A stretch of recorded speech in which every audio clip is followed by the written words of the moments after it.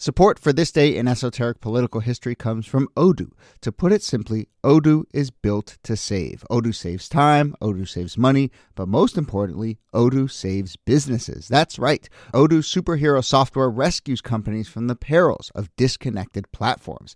And Odoo's utility belt of user-friendly applications puts the power of total business management in the palm of your hand. Learn more at odoo.com/thisday. That's odoo.com/thisday. Odoo, saving the world one business at a time. Hey everyone, Jody here, just letting you know that it is the heart of the summer, which means that the members of the This Day crew are taking some little trips, getting some family time in, some downtime. Hopefully you are as well. Anyway, that means that here is a favorite episode from the vaults, but rest assured, we will be back with brand new episodes real soon. See you then. Hello and welcome to This Day in Esoteric Political History from Radiotopia. My name is Jody Avirgan. This day, it's September 27th, 1983. Michael Dukakis, then the governor of Massachusetts, holds a press conference to announce an ambitious and unprecedented project that would ultimately become the most expensive public works project in American history, the Big Dig. What was the Big Dig? Well, it was basically a plan to take the major roadway that cut through downtown Boston and put it underground. It would be the country's first underground and underwater urban expressway, cutting down on commuting times, unclogging the city's streets, a real vision for the future of car transportation. The vibe that day was optimistic. The talk was all about speed, speed, speed. The Big Dig, in reality, was slow, slow, slow, unfathomably slow. Construction didn't start for another 5 years. The damn thing didn't open for another 15, kind of 20 years before it was actually finished. All sorts of fiascos along the way, not to mention a price tag that just kept growing and growing and growing. All of this is chronicled in a new podcast series from GBH News in Boston, which looks at the Big Dig, but also larger questions about why we seem to be so bad at building things in this country, or at least building them efficiently. It is hosted and produced by Ian Coss, a good friend of PRX and Radiotopia, and lots more. And Ian is our special guest today. Thank you for joining us. How was your commute into the studio today? Well, my commute is about 5 steps down the hallway from my bedroom, so I'm one of those. So you did not have to contend with whatever the Big Dig is now. But thank you, Ian, for doing this. But when I do need to get to the station, I ride my bicycle. There you go. Fair enough. So thank you for doing this. Congrats on the new series. And here, of course, as always, thank you. Nicole Hemmer of Vanderbilt and Kelly Carter-Jackson of Wellesley, also a Bostonian. So I'm sure you have some thoughts and observations about all this. But hello there. Hello, Jody. Hey there. It's a requirement to have thoughts about the Big Dig if you live in Boston. Even if you don't. I mean, I never lived in Boston, but certainly at some basic level learned to complain about it. Right, fair enough. Yeah, so I'm like, what's everyone complaining about? This is nice. Right. As somebody who probably didn't visit Boston until I was in my 20s, or actually maybe even my 30s, the Big Dig sort of like loomed large as this kind of phrase that was associated with infrastructure, corruption, overspending, but I had no idea what it was or what it was about, because I had no sort of like Boston landscape to map it onto. Right. Ian, and you get into all that, and we will get into all that, but do take us back to that day. I want to say like that crisp fall day. I don't know what the weather was like. I should have looked it up. But anyway, let's assume it's a crisp fall, optimistic day with Michael Dukakis at that press conference. What was the vibe like? What was the rhetoric like about what this thing would be? The vibe was definitely upbeat, optimistic, can-do attitude. What you have to understand about that moment of that press conference was it wasn't just like, they sat down a few weeks before and like, hey, it would be cool to tear down this highway. Let's do it. We'll announce it. Go. That press conference was itself a major victory, really a coup for the Dukakis transportation people. Because what it required was forging a compromise between these two huge projects that had kind of been duking it out in Boston politics for a decade or more. So one project was tearing down that hulking, elevated highway in the middle of the city. And the other project was building a tunnel over the airport. And some people wanted to do one project, some people wanted to do the other. They went back and forth for years. They would work on one, they would work on the other, they would cancel one, they would cancel the other. And what that moment in 1983 represents is the moment where they said, fine, we'll do both. And that's what became the Big Dig. It was this like ultimate compromise. Somebody, a Massachusetts congressman, described it to me as an unholy alliance. It was these people who did not like each other, did not trust each other, but decided to all work together. And so it was a really incredible coalition because you had anti-highway activists, you had the Sierra Club, you had anti-airport activists, but then you also had road builders, construction companies, suburban commuters. It was kind of a something for everyone kind of project, which is how it was able to even get to that starting line, essentially. Yeah. So Dukakis in that moment is triumphant. I mean, he has brought together this incredible coalition, this incredible compromise. They've got a plan, behind him, if you can picture young Dukakis, mop of black hair. Behind him on stage, he's got this whole row of full color posters and renderings. You've got a map of the city with these big red lines showing where the new underground artery is going to be. You've got like a cross section of the street showing, trees and pedestrians above and all the traffic down below. So really it's painting, a nice picture of what this project is going to do. And in his words too, he is incredibly optimistic. Basically, to give a very quick sketch, I mean, the number he puts on it that day is about $2 billion. That's the original price tag of the Big Dig. $2 billion when with it's a all B? $2 billion with a B. And when it's all said and done, it's going to be more like $15 billion, not including interest. Right. And of course, it's a long story that gets you from 2 to 15. But people are feeling pretty optimistic in that moment.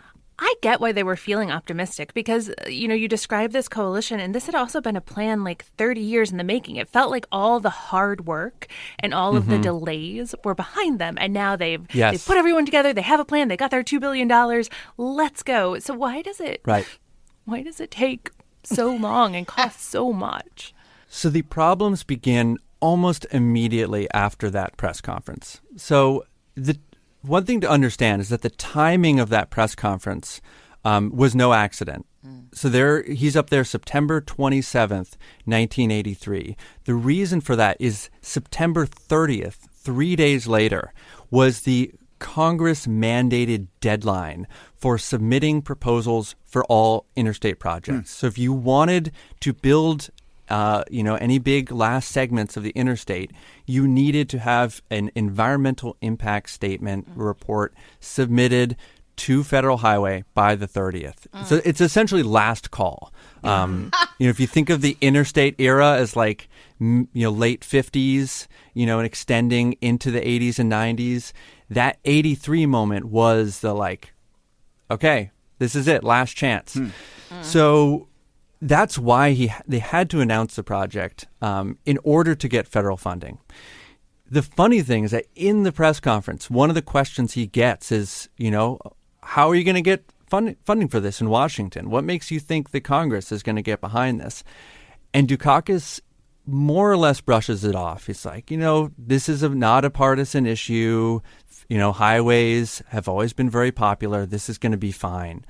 And very quickly, within a year of that, it becomes clear that the Reagan administration is not on board with this project. And so that really becomes the first stumbling block, almost immediately out of the gate, is that the funding does not come quickly. That starts pushing back the timetable. Ultimately, Reagan goes to the lengths of vetoing the 1987 highway bill, the first time a highway funding bill had ever been vetoed by a president, in part because of the Big Dig, right? It becomes, to Reagan and to that branch of the Republican Party, is sort of like symbol of government excess, of, quote, pork barrel spending. And so there's immediately a political fight. But then on the home front, too, that coalition that they had built very quickly starts to show cracks. And you have some residents, environmental groups, different constituencies that start to organize against the project. So that 1983 moment represents a kind of sort of like the rosiest, most optimistic point in the story, and then almost immediately things start to slow down and to hit stumbling blocks. It's also crazy because even if you had the funding, even if you had like solidarity, the logistics of the project itself, I mean, they are going 120 feet below the subway. They are like hitting glacier debris. I didn't even know there was such a thing in Boston. You're hitting buried houses, sunken ships that are all in this like reclaimed land space. I would love to be an archaeologist. I was going to say, this is really cool. I know. There was a project archaeologist. But yeah, you're right. We haven't even talked about the technical challenges. Yeah. Going through all that water. They were doing like sound blasts to get like fish and lobsters away from the area. So but that's pretty cool. Yeah. And Ian, just to clarify, I mean, we've hinted at, but what Kelly's talking about is because it's really under the heart of Boston, right? Underwater and under basically right in downtown. I mean, this isn't some like artery to some ex-urban location. I mean, this is right in the middle of town. No. Yeah, this is the central artery that carries traffic through the heart of the city. And the other thing that you have to wrap your mind around, even though it's kind of hard to wrap your mind around, is that the elevated highway kept running the entire time. It wasn't like tear down the elevated highway, dig a hole, build a tunnel, cover it up. No, it was dig a tunnel underneath the elevated highway as traffic is running the whole time, propping it up on temporary supports. Oh, my God. And so that traffic never stopped, right? Let me tell you, if you thought traffic was bad in Boston before, like they're doing a construction project now, like out by the airport, and it's like I get all these emails and text messages like, if you're heading to the airport, construction and traffic, and I'm just like, oh my gosh, I can't imagine the kind of scrambling, the kind of like amount of time it would take you to get from point A to point B at peak traffic. And imagine that for 15 years. Yeah, I know. So can you describe how snarled things were in downtown Boston at the sort of height of the intransigence? Yeah. So part of the reason there was so much motivation to replace this highway was not just because it was ugly. You know, for some people, that was the prime motivation, right? Restore the city, you know, get rid of the elevated highway. But it was also a pretty bad highway. So the elevated central artery is actually one of the first elevated highways built anywhere in the country. It's a pre-interstate highway, meaning it was not built with interstate funds and it was not built to interstate specifications. That sounds very technical, but it's important because the interstate actually has some pretty sensible rules about things like how wide the lanes are, how tight the turns are, how close the ramps are. And the central artery did not follow those rules. So what you had was part of the problem with it is it had so many on and off ramps that people were just constantly weaving and merging on and off. The stat I read was there were 34 on and off ramps 34? In the span of a couple miles. Whoa. Yeah. And wait, say that again. It was 34 on and off ramps just in that tiny little area of downtown Boston. Oh it was, if you measure out the mileage, there was more ramp than highway. Because when they built it in the early to mid 1950s, the thinking was like everybody wanted a ramp. Like if you're Filene's basement, you want a ramp. If you're City Hall, you want a ramp. That's your access to the suburbs. Or if you're the suburbs, that's your access to the city. No one was thinking about what it would do to have so many ramps merging on and off everywhere. So this highway was flawed in many important ways, and it was really overburdened. It was designed to carry something in the neighborhood of 75,000 cars, and it was a day, and it was carrying something like 200,000 by the peak. So it was known as one of the most congested highways in America. The accident rate on the artery was something like 4 times the average for urban highways in America. So it was a really troubled problematic facility. Traffic was terrible. And that was part of the impetus because, like, people had talked about maybe we could widen it, maybe we could make it taller, maybe, people have been looking for ways to fix it. And then when this idea came along of, well, what if we just put it underground? That was sort of a way around that. So that's what you have to picture at, pre and during the Big Dig. Meanwhile, down in all the streets around it, you've got construction barriers set up. Every single day there are, roads being rerouted, detours. So it really was, during those long years of construction, it was not a pretty picture.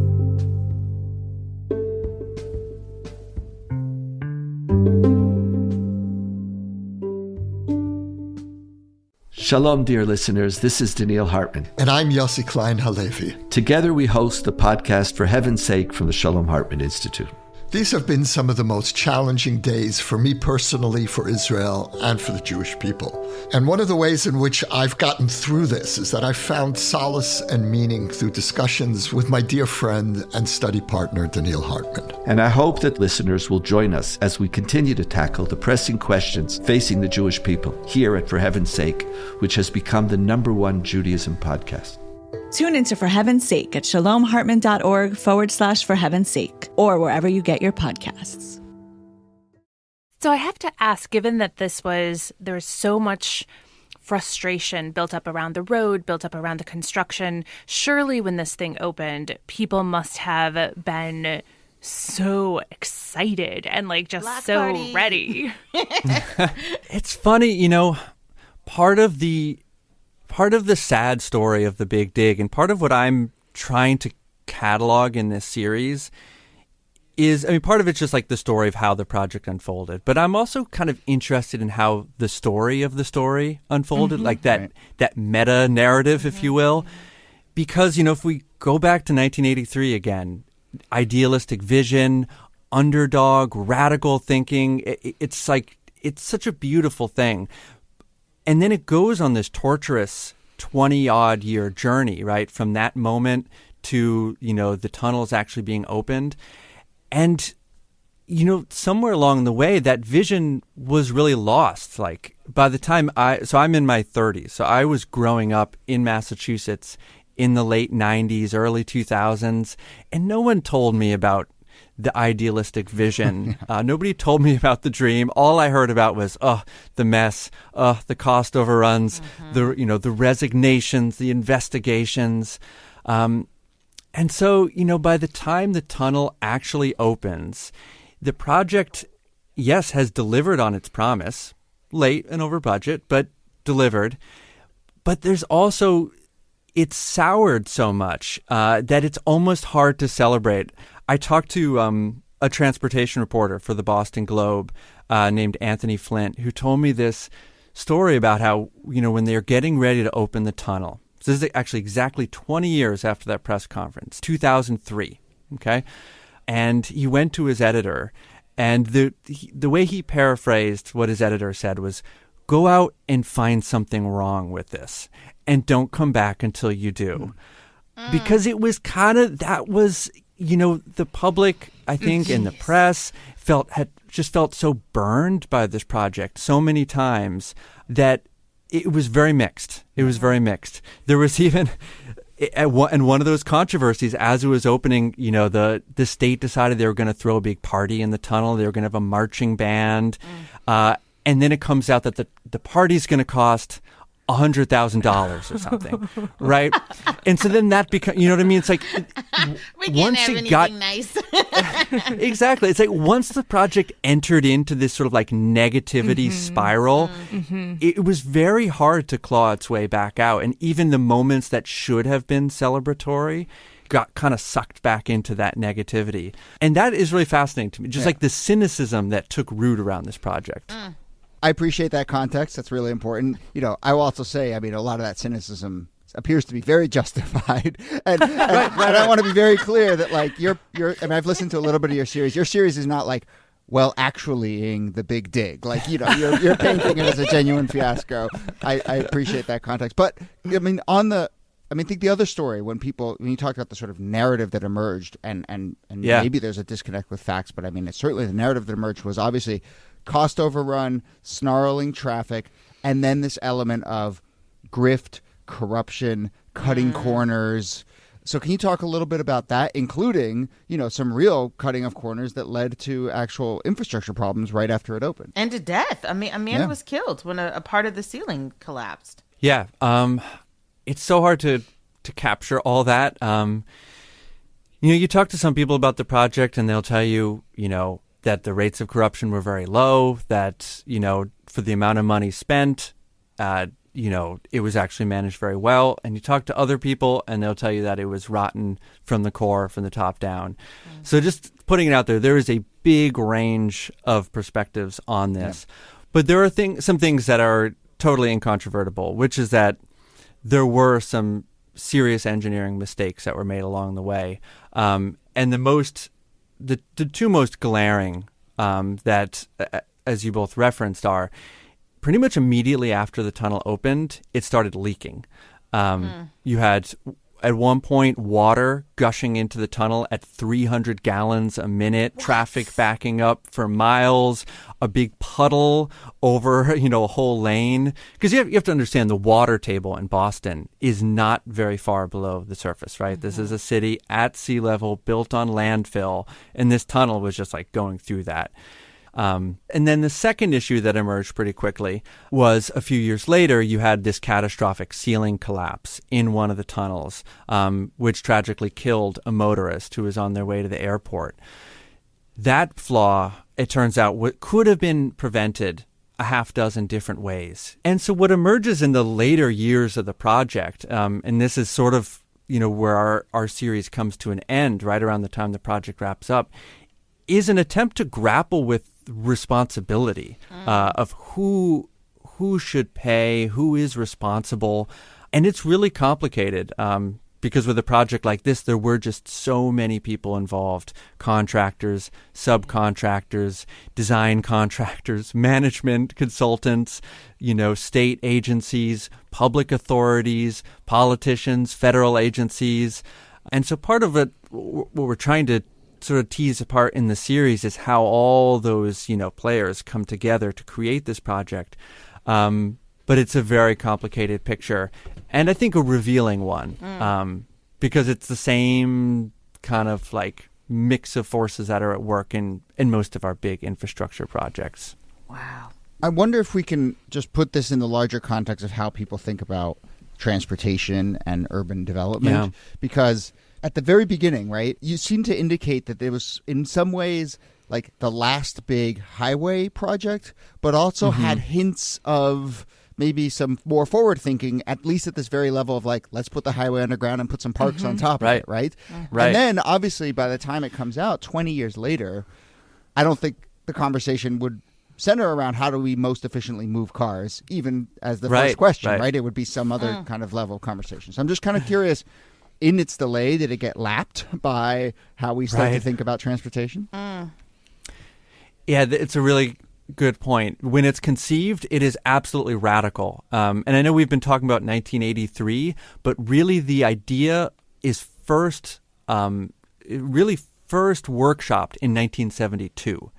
So this is this idea goes way back. And if you go back to 1972, I mean, a lot of cities are still building their interstates, right? They're not even thinking about tearing them down. They're still thinking about bulldozing neighborhoods and putting elevated highways through them. So if you look at it in that time frame, it is truly radical visionary thinking. Fast forward to 2007, when the project formally concludes, or 2023, you're right. It doesn't look as forward thinking. I think at the time, the idea of removing an elevated highway and not replacing it, that was beyond thinking, right? Nobody could conceive of that. Today, cities are doing that, right? In the 2021 infrastructure bill, right, there is funding set aside to at least study projects or projects to tear down segments of interstate highways that have divided neighborhoods. And many of those projects, they don't replace it at all. So like Rochester, New York has done this, removing a chunk of highway and just replacing it with a surface level street and trusting that the cars will find another way. Somebody I talked to described it as the big dig without the dig, right? You restore the city, but you don't get the astronomical expense and complexity of burrowing through the heart of that city. So I think you're absolutely right. The kind of the vanguard of the possible has moved on. And so in that way, that I do see the big dig, and part of the reason I think it's so interesting is that it is a kind of transitional project. It's the last great mega project of the 20th century and kind of the first of the 21st, right? 21st century. It starts on pen and paper. It ends on computers. It starts in the interstate era. It ends, practically on the verge of the Obama era. Like it really bridges a lot of some different periods of time. And I think it captures the unique challenges of our own present moment because it's sort of like the time period that leads up to it. Yeah. I love projects like that where you can take one project and really trace through like these really big ideas about transportation and infrastructure and even ideas of government and what government should do and people losing faith in government to fix things and make them better. So it's an astounding story and such a good lens into so many things that I think many of us are currently wrestling with. Right. As we wrap up, I just have one more question, which is, did it help? Is traffic better? Are people walking around on parks on top of it? What's the scene like? Yeah, in a way, this is why I got interested in the story in the first place, is because I had this kind of disconnect where I grew up in Massachusetts hearing about the Big Dig and all the terrible things. And then I moved away. I lived some other places. Now I live, and then I moved to Boston, and I see the fruits of it. The Greenway downtown, the iconic Zakim Bridge, which you've probably seen as like B-roll at a Celtics game or something. It's way easier to get to the airport. So I kind of came back and saw the fruits of it, and was like, wait, is this the same Big Dig I heard all those terrible things about? Yeah, it's like what I said at the beginning. Why is everyone complaining? Yeah, it's like, what's the big deal? This is great. Can you imagine the city? It's hard to imagine the city without it. If you go down to the North End in Boston and you walk along the Greenway and you try to picture, this 6-lane elevated structure with hunks of concrete falling off the underside, clogged with 200,000 cars. It's like, it's hard. It's hard to imagine if this project had not been done. Yeah. So in that sense, I think it truly did deliver on its promises. It was transformational. I think there's lots of critiques you can make about whether it just induced more demand for cars and just brought more cars into the city, how it changed neighborhoods. But in terms of, did it remove this eyesore? Yes. Did it make it easier to connect parts of the city? Yes. And did it, create open space where the highway once was? Yes. I think those three things do seem pretty hard to argue with. Did it get Michael Dukakis elected president 5 years later? No, but we take your point. But had he run in 2010? That's right.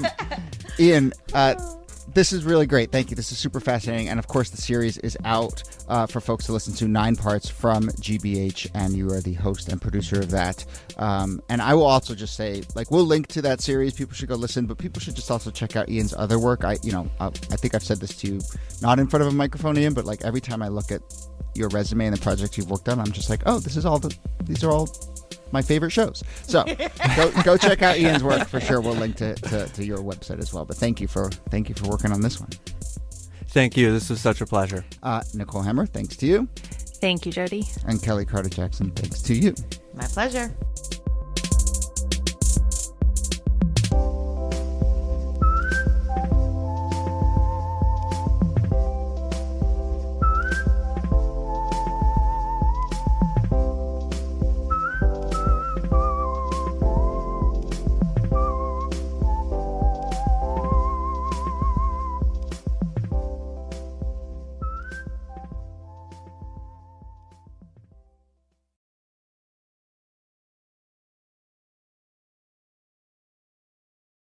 Radiotopia.